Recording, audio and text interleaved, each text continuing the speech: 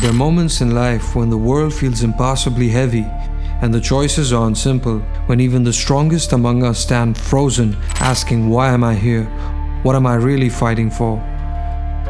2,500 years ago, on a battlefield in ancient India, a warrior named Arjuna lowered his bow.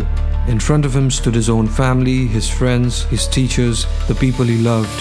And he couldn't do it.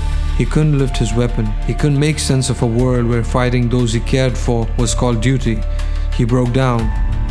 Today, in a different battlefield, a different kind of warrior stands, not clothed in armor, not armed with a bow, but carrying a burden just as heavy. His name is Kendrick Lamar. Kendrick grew up in Compton, California, a city where survival itself is a battle. Talent was never his question. Fame wasn't the hard part. It was purpose. When you come from struggle and you rise to a place the world calls greatness, there's a moment where you stop and wonder, is it really winning? Or have I been just changing uniforms? In You, from Pimp a Butterfly, Kendrick confesses, loving you is complicated. The battle wasn't outside, it was within. Kendrick spoke often about survivor's guilt, about the pull between loyalty to his roots and the isolation that comes with success, about questioning whether he was helping his community or simply selling it a dream. At the height of his fame, he didn't just make music, he wrestled with it. He didn't just tell stories, he challenged himself with them. In the Mahabharata, Arjuna faces a moment where everything he believed in, duty, honor, family, crashes into a wall of doubt. He asks Krishna, why should I fight? Isn't it better to walk away? Kendrick too hit that point, not with weapons but with words, not on a field of war but in the studio and in his own mind. Should he keep creating, knowing that his art could be misunderstood? Should he continue shining, knowing it might distance him from those he loved? Was he healing, or was he just performing pain for applause? In many ways, Kendrick's struggle mirrors what so many young people face today. We live in a world flooded with noise, expectations, and endless choices. We are told that success should come fast, that clarity should be instant, that doubt means failure. But standing at the crossroads, paralyzed between choices, wondering if you are enough, is not weakness. It's the human condition, just like Arjuna, just like Kendrick.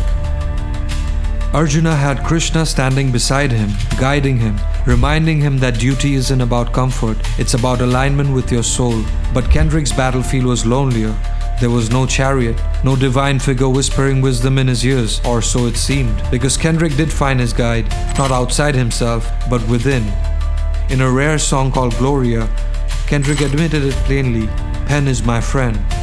Not the charts, not the trophies, not the headlines, the pen. When the weight became too much, Kendrick's pen became his Krishna. It reminded him of who he was. Not a brand, not a role model, not a god, just a man searching for truth. Every verse he wrote wasn't just for the world to hear, it was for himself to understand. The pen was his mirror, his weapon, his prayer. In a 2017 interview with Rick Rubin, Kendrick said, I have to have a conversation with myself before anything. Before I can even try to conquer the world, I gotta find peace within myself. Like Krishna taught Arjuna, the pen taught Kendrick, you don't need to fight for applause. You don't need to fight for approval. You fight because you must. Because it's your dharma. Because running from your gift is like running from yourself. None of this made the battle easier. Kendrick still doubted. He still faltered. There are tracks where he questions God. Tracks where he questions himself. On Father Time from Mr. Morals and the Big Steppers, he reflects, everything I didn't want was everything I needed. He never claims to have it all figured out. And that's what makes his story real.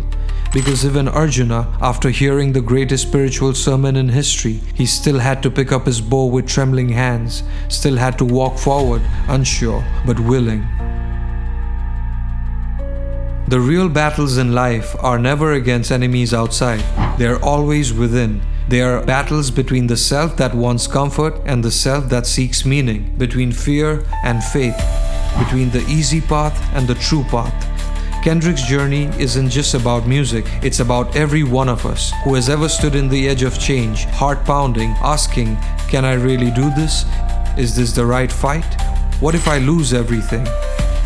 The world often tells us that victory looks like fame, money, followers, but the real victory, the only one that matters, is the one within. It's the moment you choose to act from your soul, even when the world can't understand you. The solution is not waiting endlessly for perfect certainty. The solution is to learn to trust your deeper inner compass. Just like Kendrick trusted his pen, just like Arjuna trusted Krishna, clarity isn't something you are given, it's something you earn by walking forward even when the road is blurry. So remember this, when Arjuna stood frozen, Krishna did not promise him safety, he promised him clarity. When Kendrick stood frozen, his pen did not promise him applause, it promised him honesty. Both accepted the cost, both walked forward anyway. And maybe that's the only kind of warrior the world ever truly needs. Not the one who never doubts, not the one who always wins, but the one who dares to face himself and still chooses to fight.